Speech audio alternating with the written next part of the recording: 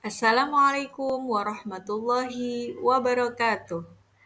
Hai anak-anak, apa kabar hari ini?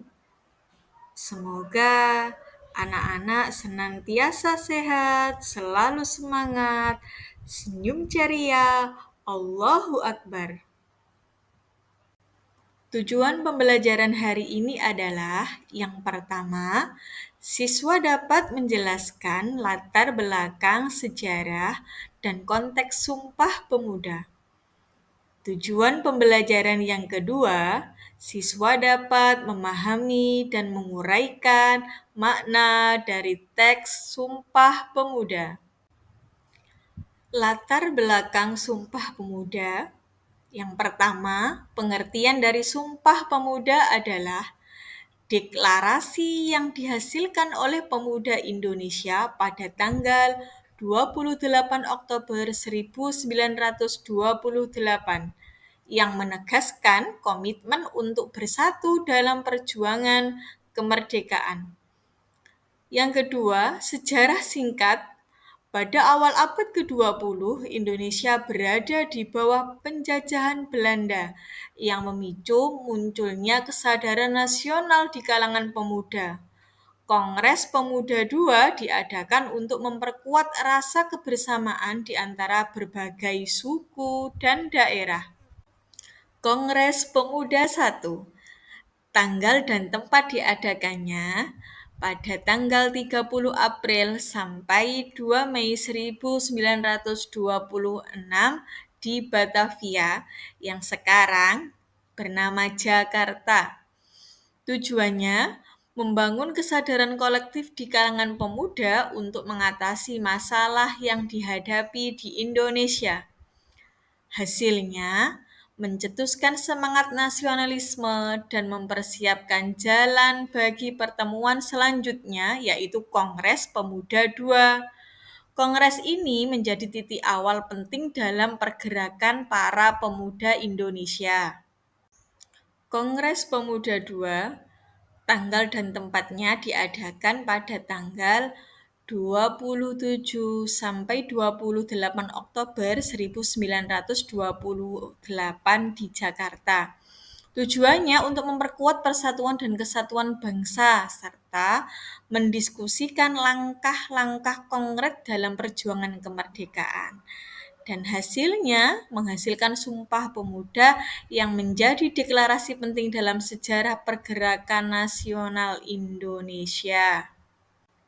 Nah, anak-anak, bagi yang belum tahu tujuan dari Sumpah Pemuda itu apa? Yang pertama, 1. Menyatukan semua pemuda Indonesia tanpa memandang suku, agama, atau daerah asal. Tujuan yang kedua, menginspirasi semangat perjuangan kemerdekaan Indonesia dari penjajahan. Yang ketiga, membentuk identitas nasional yang mendasari semua pergerakan dan aspirasi rakyat Indonesia. Isi dari teks Sumpah Pemuda bisa ditirukan ya. Kami, putra dan putri Indonesia, mengaku bertumpah darah satu tanah Indonesia. Kami, putra dan putri Indonesia, mengaku berbangsa yang satu, bangsa Indonesia. Kami, putra dan putri Indonesia, menjunjung bahasa persatuan, bahasa Indonesia. Nah, anak-anak, tadi adalah sejarah singkat tentang Sumpah Pemuda. Kali ini adalah tentang makna teks dari Sumpah Pemuda. Teks ini menggambarkan komitmen pemuda untuk bersatu demi kemerdekaan dan pentingnya bahasa Indonesia dalam memperkuat persatuan. Dengan semangat juang mereka berupaya mewujudkan impian bangsa yang merdeka dan berdaulat, mencerminkan keberanian dan cinta tanah air yang kuat. Dampak dari Sumpah Pemuda yang pertama, Sumpah Pemuda memperkuat kesadaran nasional di Indonesia dan menginspirasi gerakan kemerdekaan. Yang kedua, menjadi panutan bagi generasi berikutnya untuk berjuang demi hak dan kemerdekaan. Yang ketiga, mendorong pemuda untuk lebih berpendidikan dan terlibat dalam organisasi-organisasi pergerakan. Relevansi Sumpah Pemuda di era sekarang. Sumpah Pemuda mengingatkan kita akan pentingnya persatuan di tengah perbedaan yang ada di masyarakat Indonesia saat ini. Sumpah Pemuda juga menekankan pentingnya pendidikan bagi generasi muda untuk memahami sejarah dan berkontribusi pada kemajuan Indonesia.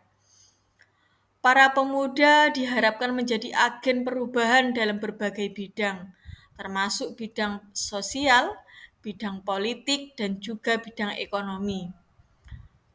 Menjunjung tinggi semangat toleransi, gotong royong, dan rasa cinta tanah air. Terima kasih. Itu tadi adalah sejarah singkat tentang Sumpah Pemuda.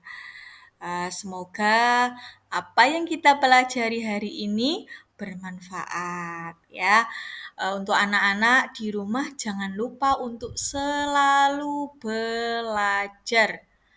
Cukup sekian dari Ustazah. Apabila ada kata-kata yang kurang berkenan di hati anak-anak, Ustazah mohon maaf yang sebesar-besarnya.